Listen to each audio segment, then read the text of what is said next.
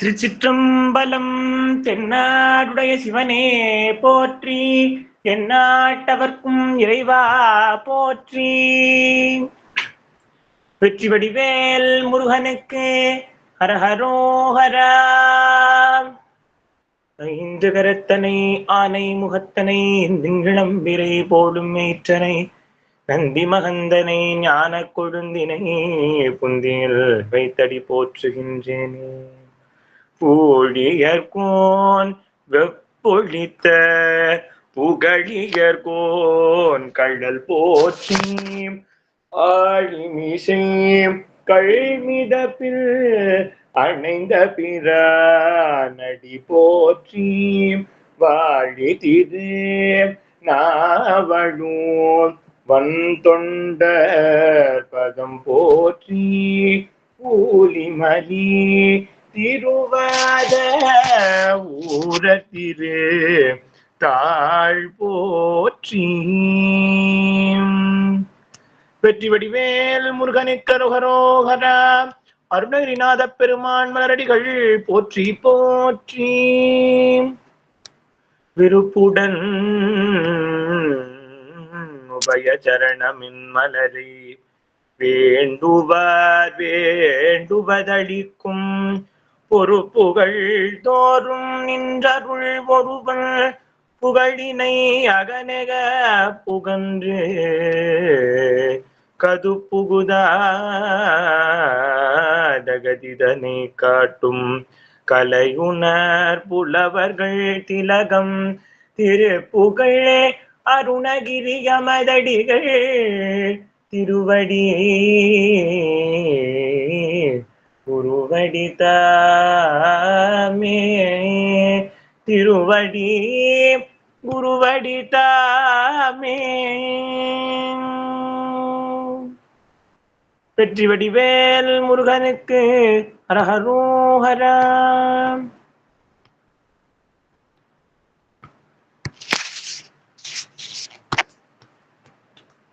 Screen present ஆகுறாங்கம்மா? நல்லா தெரியுதுங்கய்யா, நல்லா தெரியுது.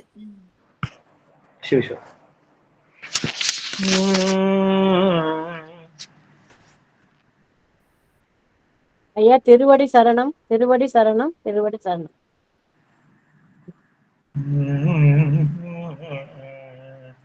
இன்றைய திருப்புகழ் வள்ளிமலை.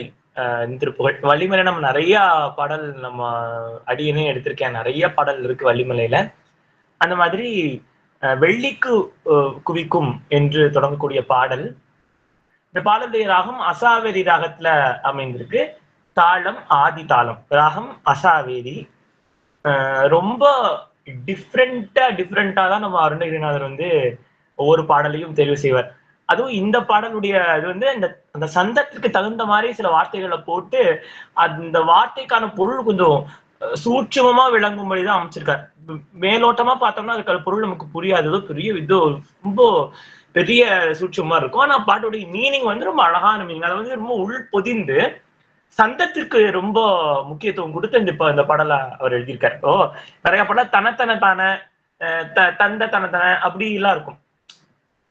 இந்த பாடல்ல தையத்த தாத்த தையத்த தாத்த தையத்த தாத்த தனதானா அப்படின்னு இருக்கு. பொதுவான அடியன் சந்தம் ரொம்ப இதா எடுத்துக்க மாட்டேன்.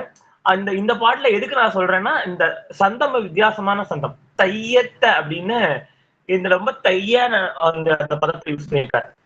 தையத்த தாத்த தையத்த தாத்த தையத்த தாத்த தனதானா, வெள்ளி குவிக்கும் முல்லை கை வீக்கு வில் இக்கு அதாக கருதும் வேளாள், வில் அற்ற அவாக்குள் சொல்லற்று உகப்பொய் இல்லத்து உரா கலை மேவு. அதாவது பொருள் பிரிக்காம, அதாவது பதம் பிரிக்காம கௌமாரம்ல எல்லாம் பாத்தீங்கன்னா வெள்ளிக்கு வீக்கும்னு இருக்கும். வெள்ளிக்கு வீக்கு, முல்லைக்கு வீக்கு அப்படின்னு வீக்கு வீக்கு, முல்லை கை வீக்கு. அப்புறம் வில்லக்க தாக்க ருதும் வேளால், வில்லற்ற வாக்குள் சொல்லற்று காப்பொய் இல்லத்து ராக்க வளை மேவு. அது வலை மேவு இல்ல, கவலை மேவு. அதாவது பதம் பிரிச்சாதான் இந்த பாடல கொஞ்சம் பாட முடியும். அதெல்லாம் அந்த மாதிரி அடியின் பதம் பிரிச்சு நம்ம குரூப்ல போட்டிருக்கேன். இப்ப பிரசன்ட் ஆகிறதும் உங்களுக்கு பதம் பிரித்ததே காண்பிக்கப்படுகிறது. அப்படியே ஒரு முறை பாடி அதற்கான பொருளை பார்ப்போம்.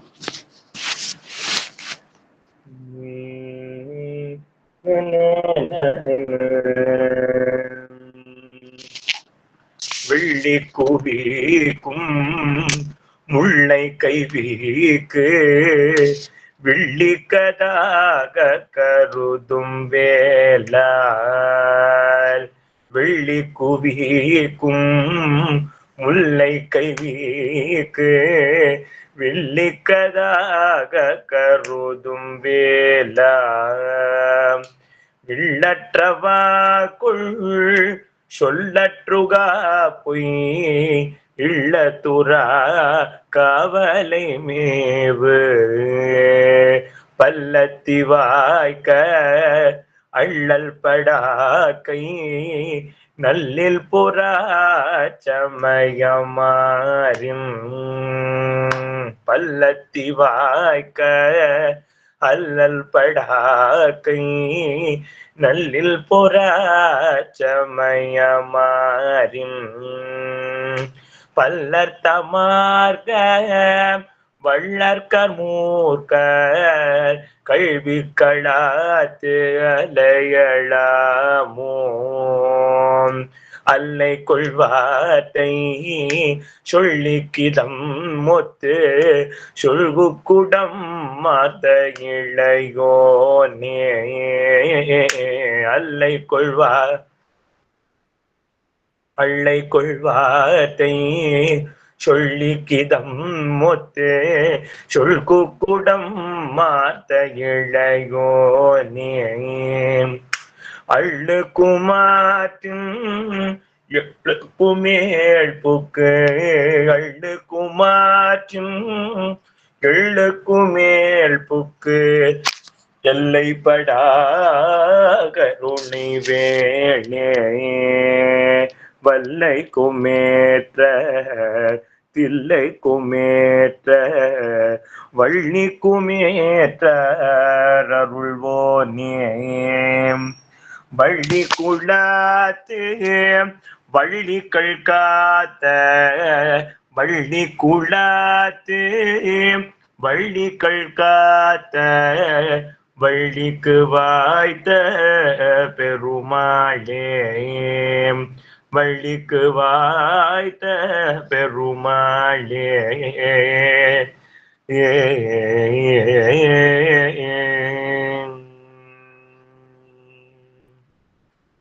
திருச்சிற்றம்பலம். வள்ளிக்கு வாய்த்த பெருமாளே அப்படின்னு இந்த பாடலை முடிக்கிறார். வள்ளிமலை பாடல் அப்படின்றதுனால 5, 6, 7, 8 வரிகளுக்கான பொருள் பார்த்துட்டு அப்புறம் 1, 2, 3க்கு போலாம். அப்படின் அல்லை கொள் வார்த்தை சொல்லிக்கு இதமொத்து சொல் குக்குடம் ஆர்த்த இளையோனே என்ற ஒரு இதை சொல்ற. அல்லை கொள் வார்த்தை, அதாவது இப்போ ஒரு தலைவி இருக்கு. அது கொஞ்சம் அகப்பொருள்ல சொல்றாரு. அகப்பொருள்னா ஒரு தலைவன் தலைவி, புறப்பொருள்னா ஒரு அரசனுடைய புற வீரம் கொடை வள்ளல் தன்மை இதை பற்றி சொல்றது. இப்போ புற இலக்கியமா இந்த பதத்தை யூஸ் சொல்றாரு. என்னன்னா அல்லைக்கொள் வார்த்தை சொல்லிக்கு அப்படின்னு சொல்றாரு. இந்த இடத்துல அந்த தலைவிய சொல்றார் அருணகிரிநாத சுவாமி. ஒருதலை காதல், இப்போ ஒன் சைடுன்னு சொல்றோமே, ஒன் சைடு லவ் பண்றாங்க அப்படிலாம் சொல்றாங்க இல்லையா, இந்த மாதிரி ஒருதலை காமமுற்ற ஒரு தலைவி ரொம்ப விரக வேதனையில நைட் எல்லாம் அவருக்கு தூக்கமே வராது தலைவனுடைய இந்த பிரிவினால. எக்ஸாம்பிள் வள்ளி பிராட்டி. வள்ளி பிராட்டி முருகப்பெருமானையே பர்த்தாவா வரிக்கணும் அப்படின்னு நினைக்கிறாங்க. ஆனா அந்த ஜீவாத்மாவுடைய அந்த மாயை மறைப்பு சுவாமியே வந்தும் கூட தெரியல. அதுதான் நம்முடைய இது. ஜீவாத்மாவுக்காக பரமாத்மா வந்தாலும் நமக்கு தெரியாது. ஏதோ படத்துல நாகேஷும் ஒரு ஆக்சுவல் சிவபெருமான் நான் தான் சிவபெருமான் சொன்னா அது நம்பவே மாட்டார். அந்த மாதிரி நம்முடைய அந்த ஜீவ சொரூபமே அதுதான். அது அப்படித்தான் மறக்கத்தான் வைக்கும். அப்பேற்பட்ட முருகப்பெருமான் வந்தும் வள்ளி பிராட்டிக்கு தெரியல. ஆனா முருகருக்காக விரகமா இருக்கிறார். முருகனைத்தான் நான் வரிப்பேன், பர்த்தாவா வரிப்பேன்னு வள்ளி பிராட்டி பிடிவாதமா இருக்கா. அந்த விரகதாபத்துல நைட் எல்லாம் தூக்கம் வர மாட்டேங்குது. இரவு பொழுதெல்லாம் ரொம்ப வியக்தமா தூக்கமே வராம குளிர் காற்றெல்லாம் வந்து அனல் போன்றவும், சந்தனம் குளிர்ந்த சந்தனம் எல்லாம் நெருப்பு அள்ளி பூசினமா நெருப்பு குழம்பு போலவும், முல்லை காற்றெல்லாம் வந்து துர்நாற்றம் வீசக்கூடியது, அப்படியெல்லாம் ரொம்ப வித்தியாசமா அந்த அந்த விரகதாபத்துல இருக்கிறவங்களுக்கு இருக்கும். அந்த மாதிரியா அள்ளைக்கொள் வார்த்தை சொல்லிக்கு இந்த இந்த இரவு காலம் வந்து எப்பதான் முடியும் அப்படின்னு வெயிட் பண்ணுவாலாம் அந்த தலைவி. விரகதாபத்துல தலைவனை பிரிந்திருக்கக்கூடிய தலைவி, இல்லை தலைவனுக்காக ஏங்கி கொண்டிருக்கிற தலைவியோட இரவு எப்படி இருக்கும்னா, இந்த இரவு எப்பதான் கழியுமோ அப்படின்னு அவ நினைக்கும்படியா இந்த, அதாவது இந்த அந்த அல்பொழுது எப்போ வந்து இது தீரும் அப்படின்னு சொல்லிட்டு வேதனை இழக்கக்கூடிய தலைவிக்கு ஒரு அள்ளிக்கொள் வார்த்தை சொல்லுக்கு ஹிதம் ஒத்து, இதமா ஒரு வார்த்தை சொல்லும்படியா என்ன இருக்கு, காலையில வந்துருச்சுன்னா அது கொஞ்சம் அவளால தரிக்க முடியும். கொஞ்சம் வெளிச்சம் வந்துருச்சு காலையிலன்னா யார் இருக்காங்கன்னு பார்க்கலாம், தலைவனுடைய உருவமாகப்பட்டது தெரியும், இப்ப போய் தேடியாவது பார்க்கலாம். இரவு பொழுதுல தேடவும் முடியாது, தேடினாலும் கிடைக்காத ஒரு பெண்.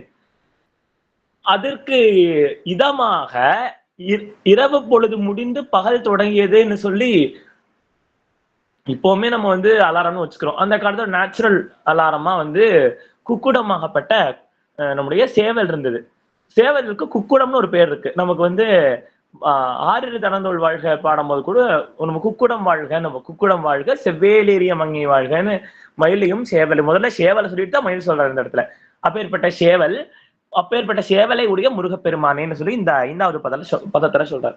அல்லை கொள் வார்த்தை சொல்லிக்கு, அதாவது இந்த இந்த இரவு வந்து என்னை கொள்கிறது என்று சொல்லும்படியான ஒரு சொல்லி அந்த தலைவி, அவளுக்கு ஹிதமாக ஒரு இதமொத்து சொல் குக்குடம். அந்த பொழுது விடிந்துருச்சுமா அப்படின்னு சொல்லக்கூடிய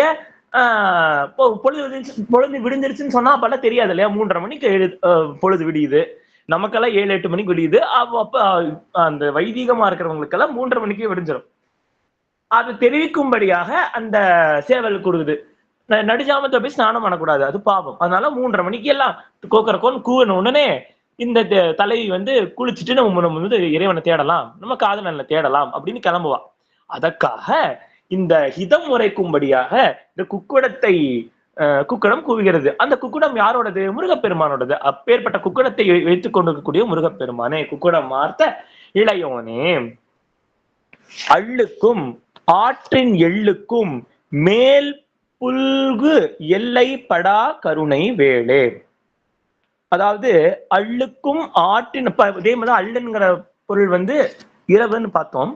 அதே மாதிரி அடுத்த வரிக்கு அள்ளுக்கும் ஆற்றின் எள்ளுக்கும், அதாவது சிறிது கொஞ்சமா நமக்கு வந்து அந்த இதை காமிக்கக்கூடிய பாதையை காமிக்கக்கூடியதான பகல் பொழுது அப்படின்னு அந்த இடத்துல சொல்றார். அள்ளுக்கும் ஆற்றின் எள்ளுக்கும், அதாவது இரவும் பகலும், அதாவது நம்மளுடைய யாம நியமங்கள் வந்து ஜாமம். இப்போ வந்து வடக்குக்கும் நமக்கும் என்ன டிஃபரன்ஸ் அப்படின்னா, நம்ம எதெல்லாம் யான்னு சொல்றோமோ அதை அவங்க ஜான்னு சொல்லுவாங்க, அவங்க எதை ஜான்னு சொல்றாங்கன்னா நம்ம அதை யான்னு சொல்லுவோம். எக்ஸாம்பிள் யமுனை தானே நம்ம சொல்றோம், கிருஷ்ணா யமுனை தானே நம்ம சொல்றோம். ஆனா அவங்க ஜமுனா ரிவர் அப்படிம்பாங்க. அதே மாதிரி அங்க யாமம்னு சொல்லுவாங்க, நம்ம ஜாமம்னு சொல்லுவோம். இது வந்து ஒரு சின்ன டிஃபரன்ஸ், வடக்கத்து சம்பிரதாயத்துக்கும் நம்ம தெற்கத்து சம்பிரதாயத்துக்கும் ஒரு சின்ன டிஃபரன்ஸ். எல்லாம் ஒண்ணுதான், பட் இந்த ஜா டிஃபரன்ஸ் இருக்கும். அப்படி அந்த யாமங்களா நம்மளுடைய இந்த இரவுகள், ஜாமங்களாக நம்முடைய இரவுகள், இரவு பகல் பிரிக்கப்பட்டிருக்குது. இந்த 2 வேலை தான் நமக்கு. இந்த அள்ளுக்கும் ஆற்றின் எள்ளுக்கும், அந்த ஆற்றின் எள் ஆகப்பட்டது நம்மளுடைய பகல் அப்படின்னு சொல்றாரு. அதாவது அள் அப்படின்னா 2 இரவுகள், நெடிந்த இரவு, அதாவது வழியை காண்பிக்கக்கூடிய ஆற்றின் எள்ளுக்கும், அதாவது வழி நமக்கு தெரியும்படியா இருக்கக்கூடிய எள், அதாவது காலை பொழுது. மேல் புக்கு எல்லை அப்படின்னா மேலிடம், அதாவது இந்த 2யுமே கடந்த, அதாவது பகல் இரவுக்கு கடந்த ஒரு விஞ்ஞானமாக இறைவன் இருக்கிறார். அதாவது பகல்ல சுவாமி கும்பிட்டாதான் நல்லது, இல்ல ராத்திரியில தான் அதர்வண தேவ உபாசனை எல்லாம் பண்ணணும், இந்த பிள்ளி சூன்யம் எல்லாம் அந்த பகல்ல பண்ணாதான். அதாவது தேவத்தை, அதாவது சத்வகுணம், ரஜோகுணம், தமோ குணம்னு எல்லாத்துலயும் கிருஷ்ணன் பகவத்கீதையில எல்லாத்தையும் பிரிக்கிறான். அதே மாதிரிதான் எல்லா புராணங்களும் பிரிக்கிறது. ரஜோ புராணம், தமோகுணம் பொருந்திய புராணம், சாத்விக புராணம், அப்படி நிறைய புராணங்கள் இருக்கிறது. அப்படி சில தெய்வங்கள் அப்படின்னு சில சில தெய்வங்கள் இருக்கும். அதெல்லாம் ரொம்ப தமோ குணமும் ரஜோகுணமும் நிறைந்ததா, ரொம்ப ஆங்காரமான பலிகளும் ரத்த வர்ணத்தினுடைய அந்த இதுவும் அப்படியெல்லாம் இருக்கும். அதுகளுக்கு வந்து அந்த ராத்திரி தான் சரியான பலம், பகல்ல சரியான பலம் இருக்காது. சில தெய்வங்களுக்கு, சாத்வீகமான தெய்வங்களுக்கு பகல்ல தான் வந்து ரொம்ப முக்கியத்துவம், அதிகாலை பொழுது அப்படி இருக்கும். ஆனா இந்த முருகப்பெருமான் இது இரண்டையுமே கடந்தவனாக இருக்கிறார் அப்படின்னு நம்முடைய அருணகிரிநாத பெருமான் சொல்றார். அதனால நம்ம அடியார்களாகிய நம்மளுக்கு திருமுறை பாராயணம் பண்றதுக்கெல்லாம் வந்து, அதுவும் வழிபாடு பண்றதுக்கெல்லாம் வந்து நேரங்காலமே கிடையாது. அதாவது நம்முடைய தேசமங்கையரசி அம்மாட்ட வந்து ஒருத்தங்க கேட்டாங்களா, இந்த மாதிரி என்னுடைய வீட்டுக்காரர் வந்து ஆபீஸ் முடிச்சுட்டு 8:30 8:45 தான் வரார். வந்துட்டு இவரு கை காலெல்லாம் அலம்பி குளிச்சு ஒரு அனுஷ்டானம் எல்லாம் பண்ணி 9 மணிக்கு மேல விளக்கெல்லாம் ஏற்றி, ஒரே எங்க வீட்டு 10 மணிக்கு தான் நாங்க சாப்பிடுவோம். 9 மணிக்கு மேலதான் இவர் வந்து ஊதுபத்தி எல்லாம் இது பண்ணி சேர்த்து பாடெல்லாம் பாடுறார். இது ரொம்ப எனக்கு இதா இருக்கு. இப்ப அக்கம் பக்கத்துல எல்லாம் ரொம்ப கிண்டல் பண்றாங்க, என்ன உங்க கோயில் நட சாத்தினதுக்கு அப்புறம் உங்க வீட்டுல வந்து பூஜை நடக்குது அப்படி எல்லாம் வந்து கேலி பண்ணுவாங்க அப்படின்னு சொல்லியிருக்காங்களா. அப்பா அவங்க சொன்னாங்களா, அதாவது இந்த சமயங்களையும் இந்த டைமையும் காமிச்சிட்டு சாமி கும்பிடாம இருக்கிறத விடவே, அவர் இவ்வளவு சிரத்தையா அது ஒரு டெடிகேட்டடா அவருக்கு அதெல்லாம் குளிச்சுட்டு சுவாமி கும்பிட்டு திருமுறைகளை பாராயணம் பண்ணி அவர் தெய்வத்துக்குன்னு சில நேரம் ஒதுக்குறாரு அப்படின்னா, அது அவருக்கு அதுக்கான நேரம் அப்படித்தான். ஸோ இதை வந்து நம்ம படிக்க கூடாது. அவருக்கு அதுவே அவருக்கு ஏற்றது, அவர் இப்படியே பண்ணட்டும்னு சொன்னாங்களாம். அந்த மாதிரி இப்படி பார்க்கும்போது விருத்தாந்தம் எல்லாம் பார்க்கும்போது நம்மளோட அடியார்களுக்கு, சாமானியர்களுக்கு கூட டைம் எல்லாம் இருக்குமோ என்னமோ தெரியல. ஆனா அடியார்களாக நமக்கு எந்த விதமான இறைவனை வழிபடுவதற்கு, ஏன்னா இந்த வாழ்க்கையே இறைவன் கொடுத்ததுதான். இந்த புக்கை தொட முடியுமா? எத்தனை பேருக்கு இந்த புக்கை தொட்டிருக்க முடியும்? இந்த நேரத்துல நம்ம எத்தனையோ வேலை செஞ்சுட்டு இருக்கலாம். ஆனா எம்பெருமானுடைய கிருபை நமக்கு இந்த நேரத்துல இது கூட்டு வச்சிருக்கு. அப்ப அவனுடைய மடியிலேயே நம்ம இருக்கோம்னு அர்த்தம். அப்போ நமக்கு, ஏன்னா நம்ம எக்ஸ்ட்ரா வந்து இப்ப கும்பிடலாமா வேண்டாமா, இப்ப அக்காலமா இருக்கே அப்படின்னு நினைச்சாதான் தப்பு. ஏன்னா நம்ம இருக்கிறதே அவன் மடியில தான். இது நீ அவனை நினைச்சா என்ன, நினைக்காட்டி என்ன, நீங்க நினைக்கலாம் சுவாமி உங்களை நினைக்கத்தான் போறா. இருந்தாலும் நம்ம நினைக்க வேண்டியது கிருபா ஸ்மரணை. அதை மறக்காம அவன் செஞ்ச கிருப்பைய ஸ்மரணம் பண்ணி அதுக்கு அதுக்கு நன்றி தெரிவிக்கிறது மட்டுமே நம்முடைய வேலையோட. புதுசா கேட்கறதெல்லாம் அவனே கொடுப்பான். இவ்வளவு இப்படி பண்ணினியேன்னு சுவாமின்னு சொல்லி அதுக்கு நன்றி செலுத்தியிருந்தே நம்மளுடைய கைங்கரியமா இருக்கணும். புதுசா கேட்கறதுக்கும் ஒண்ணும் இருக்காது அடியார்களுக்கு, அதே அவனே கொடுப்பான். சோ அள்ளுக்கும் ஆற்றின் எள்ளுக்குமான பகல், ஆற்றின் எள் அப்படின்னு குடிப்படக்கூடியது பகல், அதாவது பாதையை காமிக்கக்கூடிய பகல் அப்படின்னு சொல்றார். ஆற்றின் எள்ளுக்கும் மேல்புக்கு எல்லை படா, இந்த இரண்டுக்கும் எட்டாது திருவண்ட பெருவழியிலே இருக்கக்கூடிய முருகப்பெருமானே படா கருணை வேளே.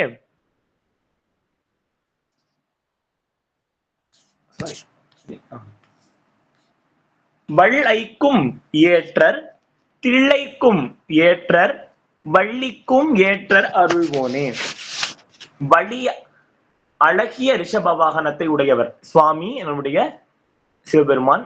வள்ளைக்கும் ஏற்றர், வலிய இந்த இடத்துல ஐன்னு சொல்லக்கூடியது ரிஷபம், அதாவது காளையை குறிக்கக்கூடியது. ரொம்ப வலிமை பொருந்திய காளையான நந்தியம்பெருமானை ஏற்றக்கூடியவர். அதாவது 3 நந்தி இருக்கு, அதிகார நந்தி, மாய்விடை, ரிஷப வாகனம். இந்த 3மே வேற. அதே மாதிரி பிரணவமயில், இந்திரமயில், இப்படி நிறைய 3 விதமான அசுரமயில், 3 விதமான மயில் இருக்கு. அந்த மாதிரி மாய்விடை என்னுடைய அதுக்கு தான் இந்த பிரதோஷ இதெல்லாம் நடக்கும். அதிகார நந்தின்னு ஒண்ணு இருக்கு, அவர் தான் சுவாமியுடைய வாத்திய இசைக்கு அவர் தான் தலைவர், சுவாமியுடைய ராஜகோபுரத்திற்கு அவர் தான் தலைவர். அந்த மாதிரி சுவாமி ஏறி வருவார், அது வந்து ரிஷப வாகனம். அது 3 அது விதவிதமா அது சொல்லுவது வழக்கம். அதை பத்தி டீட்டெயிலா எனக்கு தெரியல, ஆனா இந்த மாதிரி 3 விதமா இருக்குன்னு அப்படின்னு சொல்றேன்.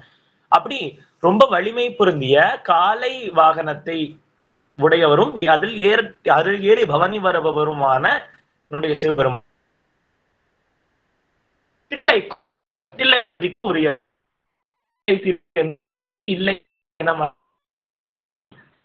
இருக்கக்கூடியவரான நம்முடைய சிதம்பரநாதர்.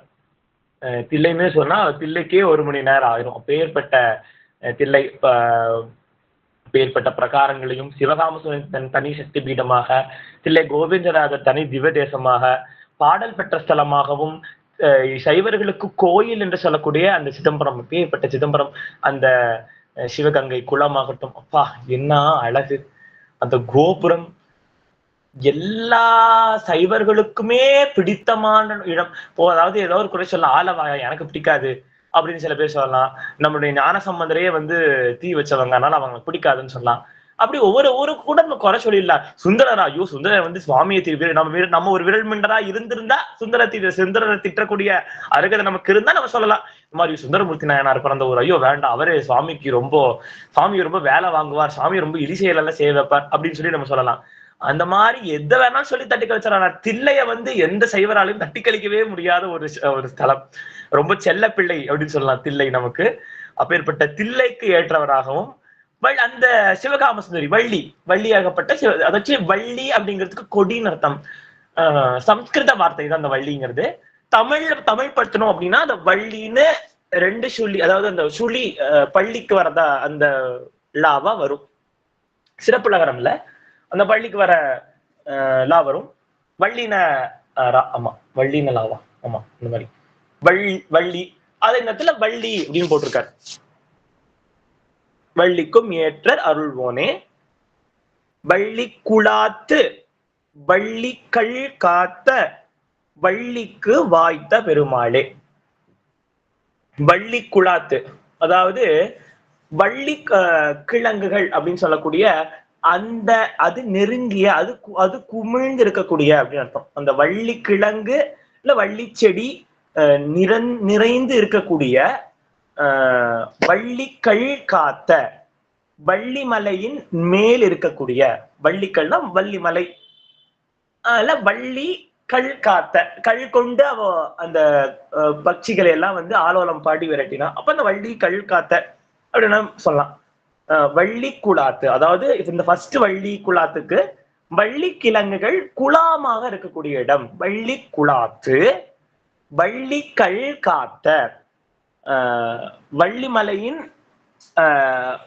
இருக்கக்கூடிய வள்ளிக்கள் காத்த வள்ளிக்கு வாய்த்த பெருமாள். பேர்பட்ட திணைப்புணத்தை காத்த வள்ளி பிராட்டிக்கு வாய்த்த கணவனாக இருக்கக்கூடிய பெருமானே. குருஜி ராகனுடைய அந்த சுவாமியுடைய சம்பிரதாயத்துல வள்ளி கல்யாணம் பண்ணும்போது ஃபர்ஸ்ட் வள்ளிக்கு வாய்த்தவனே வா வா சண்முகா அந்த பாட்டு தான் பாடுவாங்க. வள்ளிக்கு வாய்த்தவனே வா வா சண்முகா, வள்ளிக்கு வாய்த்தவனே வா வா சண்முகா, அடிகர் உள்ளம் கொள்ளை கொண்ட அன்பனே நிவாவா, 6 படை வீடுடைய ஆண்டவனே வாவா, எத்திசையும் போற்றிகாலும் எம்பிரானே வாவா, ஏழைகൾക്ക് இறங்கியானும் ஏரகனே வாவா, வள்ளிக்கு வாய்த்தவனே வாவா சண்முகா அப்படின்னு இந்த திருப்பவருடைய கடைசி வரிய அந்த பாடல் வரியா போட்டு சுவாமியே ஒரு பாடல் எழுதி, குருஜி ராகவன் சுவாமி ஒரு பாடல் எழுதி, அதை ரொம்ப அருமையா இருக்கும் சிவரஞ்சனி ராகத்துல. டக்குனு அடி எனக்கு அந்த பாடல் ஞாபகம் கன்ஃபியூஸ் ஆகிக்காதீங்க ராகம். நம்ம முதல் 1, 2, 3 பார்ப்போம். ஐயா இது என்ன தலங்க ஐயா? அம்மா இது வள்ளிமலைங்கம்மா. ஐயா ராகம் தாளம் சொல்லிடுங்க ஐயா. ராகம் அசாவேரி, தாளமாதி.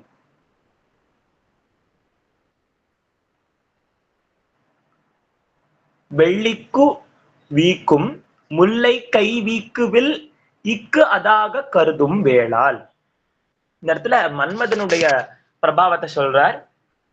வெள்ளி என்ன அந்த உலகம் வச்சுக்கோங்க, வெள்ளி உலகம். இந்த உலகத்தை குவிக்க, இந்த உலகத்தை இல்ல வீக்கும் அப்படின்னா தோற்கடிக்க செய்யக்கூடிய, இந்த உலகத்தை தோற்கடிக்க செய்யக்கூடிய முல்லை கை வீக்கு, முல்லை பானத்தை தன்னுடைய பானம், அந்த முல்லை புஷ்பத்தை தன்னுடைய பானமாக கொண்ட, week will, Mullai guy week will, அதாவது முல்லை புஷ்பத்தை பானமாக கொண்ட வில் இக்கு அதாக கருதும் வேளால். அதாவது வேண்டும் என்ன, அதாவது அதாக அப்படின்னா வேணும்னே, வேணும்னே நமக்கு இந்த காம இச்சையை உண்டு செய்யக்கூடியவனாகிய மன்மதன் அப்படின்னு ஃபர்ஸ்ட் சொல்றாரு. வெள்ளிக்கு வீக்கும், இந்த உலகத்தை வீழ்க்க செய்யதாகி குறிக்க செய்யக்கூடிய முல்லை கை வீக்கு, முல்லை புஷ்பத்தை பானமாக உடைய, முல்லையை நானாக உடைய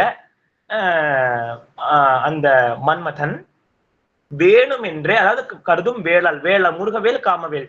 இந்த வேலுங்கிறதுக்கு ஆல்ரெடி நம்முடைய அருணகிரிநாத சுவாமிகள் சொல்லியிருக்கார். வேல் அப்படின்னா 2 வேல் இருக்கு, ஒண்ணு காமவேல், ஒன்று முருகப்பெருமனுடைய கந்தவேல். அந்த கருதும் வேளால் அப்பேற்பட்ட மன்மதனது லீலா விசேஷத்தால் வில் அற்று அவா கொள் சொல்லற்று உகா பொய் இல்லத்து உரா கவலை நீவும். அப்பேற்பட்ட நான், அதாவது மன்மதனது லீலையால் அடியேன் நான் என்ன சொன்னேன், ஒளி மயங்கி போய் ஆசை கொண்டு வில்லற்று அவா கொள் சொல் அற்று உகா பொய் இல்லத்து உரா கவலை மீவும்.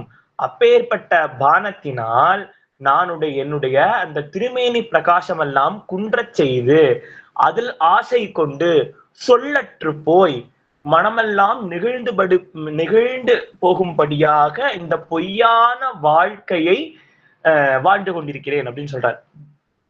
தான் அந்த வில் அற்று அப்படிங்கிறதுக்கு ஒளி மங்கி போய் அப்படின்னு அர்த்தம். ஒளி இல்லாம வில் அற்று அவா கொள் சொல்லுற்று உகா பொய், அந்த பொய்யான வாழ்க்கை, இல்லத்து உரா கவலை மேவும். அப்பேற்பட்ட இல்லம், இல்லம்னா அந்த நம்முடைய வேசியருடைய இல்லம், அவர் தானே அங்க இருக்கிற அருணகிரிநாத சுவாமி. அந்த இல்லத்து உரா கவலை அந்த இல்லத்தில் இருந்து கொண்டு கவலை உற்று பல் அத்தி வாய்க்க அள்ளல் படு ஆக்கை நள்ளில் புறா சமயம் ஆறின். அதாவது அத்தினா இந்த இடத்துல துன்பம் அர்த்தம். பல் அத்தி வாய்க்க, பல துன்பங்களை வாய்க்கக்கூடிய அள்ளல் படு ஆக்கை, இந்த இந்த இந்த இந்த உடல், அதாவது இந்த உடலானது பல துன்பங்களுக்கு ஆட்பட்டது, பல துன்பங்களை இது அடைந்தே தீரும். கர்ம வினையினால் நமக்கு பல துன்பங்கள் அல்லல் படும் ஆக்கை, ஆக்கைனா உடல். நல்லில் பொறா சமயம் ஆறின், அதாவது மார்க்கங்களில் சேராத சமயம் ஆறின், அதாவது வேதத்தை ஒத்துட்டாதான் அது நம்முடைய சனாதன தர்மம். நம்முடைய ஆறு மதங்களுமே வேதத்தை ஏத்துக்கும். கானாபத்தியமோ, ஒரு கௌமாரமோ, வைணவமோ, சைவமோ, சாக்தமோ, நம்ம எல்லாருமே நம்ம சனாதனிகள். வேதத்தை நம்ம ஏத்துட்டு வேதத்தின் படிதான் நமக்கு எல்லாம் நடக்குதுன்னு நம்ம நினைச்சுக்கிறோம். வேதத்துல நம்ம காது குத்துறமே, காது குத்துறது, ஒரு பெண்ணுடைய அந்த பூப்பு நீராட்டு சடங்கு எல்லாமே நம்முடைய வேத பிரமாணமா தான் நமக்கு நடக்கிறது. ஒரு கருணபூஷணமோ, ஒரு குழந்தைக்கு பேர் வைக்கிறதோ எல்லாமே சின்ன சின்ன, அதாவது குடும்ப விஷயங்கள்ல தொடங்கி கடைசி காரியங்கள் வரைக்குமே நமக்கு வேத பிரமாணமா தான் நமக்கு சடங்குகள் நம்முடைய பெரியோர்கள் வகுத்து அதன்படிதான் நம்ம நடந்துட்டு இருக்கோம். இதையெல்லாம் இந்த புறச்சமயங்களான பாஷண்ட, திருமசண்ட போன்ற மதங்கள், அதாவது சாக்கியர்கள், ஜெயினர்கள் இவங்கெல்லாம் ஏத்துக்க மாட்டாங்க. அவங்க எல்லாம் புறச்சமயங்கள்னு பேரு. அவங்க எல்லாம் புற இதைத்தான் பார்ப்பாங்க, அக இது போகவே மாட்டாங்க. ஆன்மா சுவாமின்னு போக மாட்டாங்க. அவங்க புற இத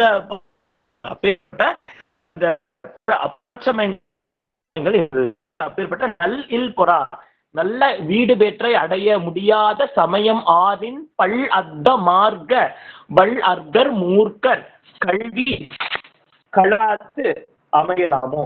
நான் மார்க்கத்தில் சேராத 6 சமயங்களின் பல பொருள் மார்க்கத்தை உடைய முரட்டு பிரிவாதக்காரர்கள்னு சொல்றார். அதாவது பல அர்த்தங்களை சொல்லக்கூடிய வள் அரக்கர் போன்றவரும், மூர்க்கர்னா நம்ம சொல்றதை அவங்க கேட்க மாட்டாங்க. அப்படி மூர்க்கர் போன்றவும் கல்வி கலாந்து அப்பேற்பட்ட கல்வி எல்லாம் கற்று நான் அலையலாமோ அப்படின்னு சொல்றாரு. இந்த சமயம் 6ன்னு சொல்லக்கூடியது நம்ம 6 சமயங்கள் கிடையாது.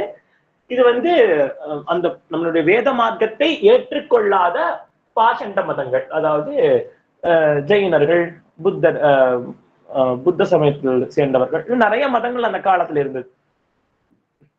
நெறி இல்லாத நெறி, அதாவது நம்ம வாழத்தானே பிறந்திருக்கோம், எப்படி வேணாலும் இந்த வாழ்க்கையை வாழலாம், இப்படி கல்யாணம் தான் இவ்வளவுதான் கல்யாணம் பண்ணிக்கணும்னு கிடையாது, யாரை வேணாலும் கல்யாணம் பண்ணிக்கலாம், அதாவது வரமுறையே இல்லாம அப்படியெல்லாம் ஒரு இது இருந்தது. அப்படியெல்லாம் ஒரு மதங்கள் இருந்தது.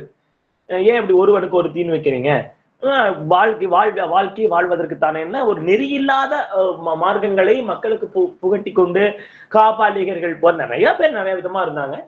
அப்படி இருக்கக்கூடிய சம்பிரதாயத்துல நம்முடைய ஆதிசங்கரர் போன்ற மகான்கள் எல்லாம் தோன்றி அந்த கலிங்கத்து போர்ல நிறைய பேர் இறந்தும் போகும்படியா ஆச்சு அசோகர் சக்கரவர்த்தினால.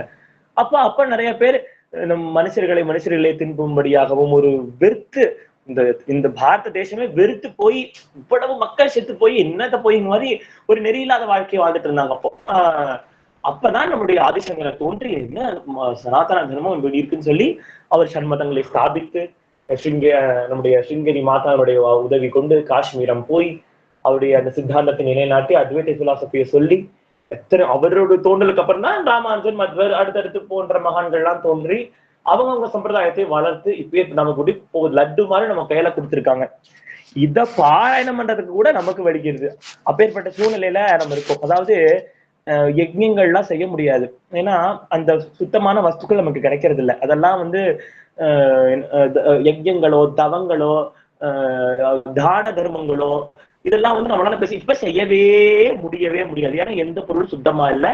நம்ம கொடுக்கற அளவுக்கு நமக்கு வசதி. அப்பெல்லாம் வள்ளி பிராட்டி காலத்துல எல்லாம் அந்த காதுல இருக்கிற இந்த அந்த லோலாக்கு கழட்டி வீசுவாங்களாம் குருவி அடிக்கிறதுக்கெல்லாம். அவ்வளவு இருக்கும் அவங்களுக்கு. அதாவது செஞ்சு மாட்டிக்கலாங்கிற அளவுக்கு அவங்க கிட்ட தங்கமும் வெள்ளியும் பணப்புழக்கமும் ஆசையும் இல்லாம இருந்தது. தர்மம் வாங்கிக்கிறதுக்கு ஆள் இருக்க மாட்டாங்க. அப்பேற்பட்ட அந்த காலமா இருந்தது. ஆனா இப்ப நமக்கு தேவை உண்டான காரணத்தினாலே நமக்கு நிறைய சிக்கல்கள்லாம் இருக்கு. நம்ம தர்மமும் நம்மளால பண்ண முடியாது. தர்மம் வாங்கிக்கிறவங்களும் அந்த அளவுக்கு சுத்தமானவர்களா இல்ல. தர்மம் கொடுக்கறவனும் சுத்தமா இருக்கணும், தர்மம் வாங்கணும் சுத்தமா இருக்கணும். சுத்தம் இந்த சென்ஸ் மன தூய்மை. அது ரெண்டுமே யார்கிட்டையும் நமக்கே தெரியும் இது இல்ல. இன்னொன்னு யஜ்யங்கள் பண்ண முடியாது. அந்த மந்திர உச்சாடனத்துக்கோ அந்த சுத்தமான வஸ்துக்கோ பால் கூட சுத்தமா கிடைக்க மாட்டேங்குது, ஒரு நெய் கூட சுத்தமா கிடைக்க மாட்டேங்குது. அப்ப எப்படி நம்ம இது பண்றது? எத்தனையோ மூலிகைகள் போடணும், எத்தனையோ வஸ்திரங்கள் நம்ம உள்ள சேர்க்கணும். அது எதுக்குமே நம்மளால முடியாது. தான தர்மங்கள் பண்ண முடியாது. தவம் வானப்பிரஸ்தமா போய் காட்டுல வந்து நம்மளால தவம் செய்யவே முடியாது. காடே கிடையாது. இன்னொன்னு காட்டுல போய் பண்றதுக்கெல்லாம் நமக்கு இது கிடையாது.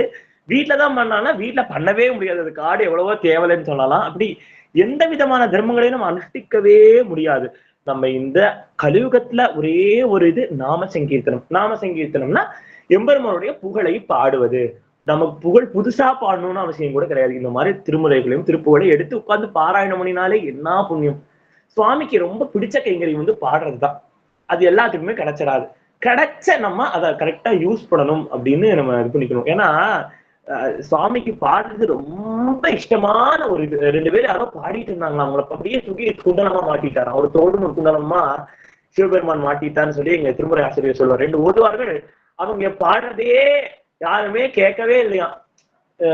ரொம்ப ஃபீல் பண்ணாங்களா, அவங்க நம்ம பாடுறது யாருமே கேட்கறதில்ல சுவாமி அப்படின்னு. உன்னை பத்தி தானே பாடுறோம், நீங்க என்னப்பா என் காதுக்குள்ளேயே பாடுங்கன்னு 2 குண்டலமா மாட்டிட்டாராம். பேர்பட்ட கருணாமூர்த்தி பாடலுக்குன்னே பானபத்திரருக்கு என்ன பெரிய புலமை இருந்தது, என்ன பெரிய வேதம் கத்துட்டார். சாதாரண ஒரு பாணன் தம்புரா வச்சுட்டு பாடக்கூடியவர். அவருக்கு ஒரு சின்ன ஒரு சங்கடம் ஏற்படமாம மதுரையுடைய பெருமையே காப்பாற்றி ஓட வச்சார் இல்லையா என்னுடைய திருவிளையாடர் புராணத்துல. அப்பேற்பட்ட கருணாமூர்த்தி பாடணும்.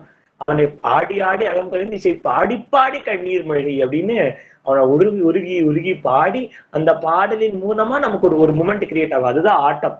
ஆடுறதுன்னா ரொம்ப முறையா நம்ம நாட்டியம் கத்துட்டு தான் ஆடணும் அப்படிங்கிறது கிடையாது. நம்மள அறியாம பாடும் போது நமக்கு ஒரு மூமெண்ட் வந்துடும். அதுதான் ஆட்டம். அந்த ஆட்டத்தை தான் சுவாமி இழைக்கிறார்.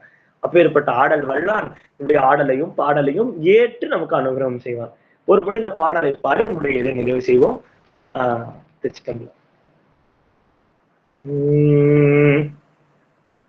வெள்ளி குவிக்கும் முல்லை கை வீக்கு வில்லிக்கதா கருதும் வேளாள். வெள்ளி குவிக்கும் முல்லை கை வீக்கு வில்லிக்கதா கருதும் வேளாள். வில்லற்றவாக்குள் சொல்லற்று வில்லற்றுவாக்குள் சொல்லற்றுகா பொய் இல்லத்துரா கவலை மேவும். பள்ளத்தி வாய்க்க அள்ளல் படாக்கை நல்லில் பொறா சமயமாறின்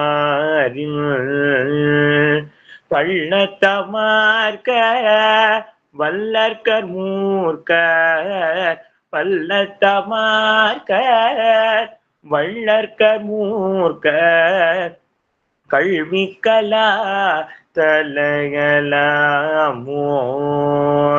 அல்லை கொள்வாத்தை சொல்லிக்கிதம் முத்து சொல்குக்குடம் மாத்த இளையோனே அள்ளுக்குமாற்றின் எள்ளுக்குமேல் புக்கு எல்லைப்படா கருணை வேலே வல்லைக்கும் ஏற்ற இல்லைக்கும் ஏற்ற வள்ளிக்குமேற்ற அருள்வோனே வள்ளி குழாத்தே வள்ளிகள் காத்த வள்ளி குழாத்தே வள்ளிகள் காத்த வள்ளிக்கு வாய்த்த பெருமாளியே வள்ளிக்கு வாய்த்த பெருமாளே